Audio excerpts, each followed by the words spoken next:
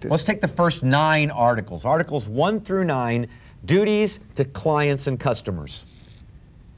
The first article is to protect and promote your client's interest, but be honest with all parties. So we're back to this concept of ethics and being good to people and knowing the difference between good and bad. So promote and protect your client's interests. Your client is primary. They come first. They come well before you do.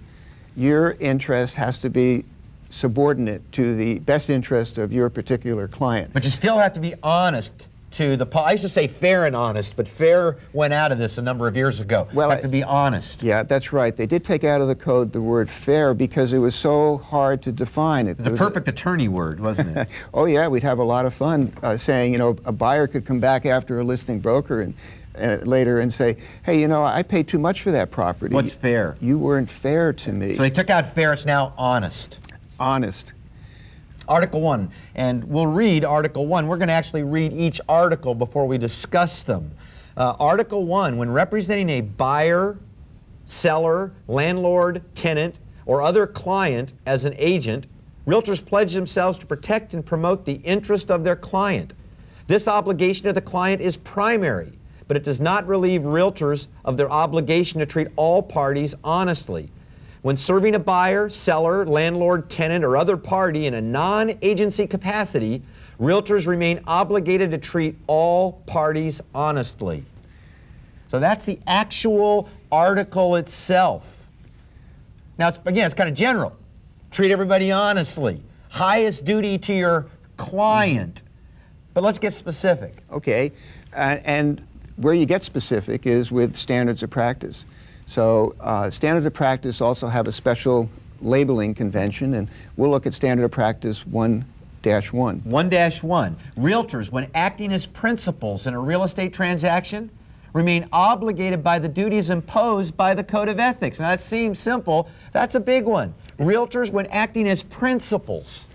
Yeah, do realtors ever buy or sell property So for their own account? when you're acting for your own account, buying and selling for yourself. That's when it would apply. And we have had instances, and there are cases in the case interpretation in which the real estate agent, when they were selling property for their own account, they certainly did things that didn't comply with the code requirements, but they said, hey, the code doesn't apply in those instances. Wrong. Because we're not acting as an agent. So even when I'm dealing for myself, I have an obligation to remain and to continue to consider the Code of Ethics as a guiding force. And to treat all people honestly.